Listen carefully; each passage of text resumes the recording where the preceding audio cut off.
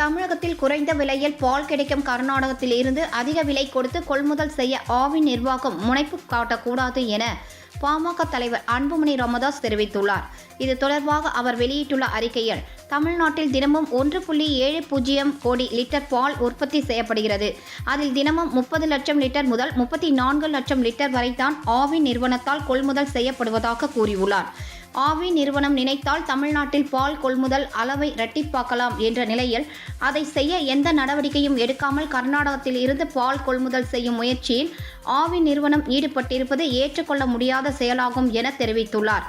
தமிழ்நாட்டில் ஊக்கத்தொகையுடன் சேர்த்து ரூபாய் 38க்கு 1 லிட்டர் பசும்பால் கிடைக்கும் நிலையில் கர்நாடகத்தில் லிட்டருக்கு ரூபாய் 2 அதிக விலை கொடுத்து பசும்பாலை கொள்முதல் செய்வதும் போக்குவரத்து செயலாக லிட்டருக்கு ரூபாய் 3 செலவழிப்பதும் அறிவார்ந்த செயல் அல்ல என்றும், ஒரு நாளைக்கு 10 லட்சம் லிட்டர் பாலை கர்நாடகத்தில் இருந்து ஆவின் நிறுவனம் கொள்முதல் செய்வதாக வைத்துக் கொண்டால் மாதத்திற்கு சுமார் ரூபாய் 15 கோடியும் ஆவின் நிறுவனத்திற்கு இழப்பு ஏற்படும் என்றும் கூறியுள்ளார்.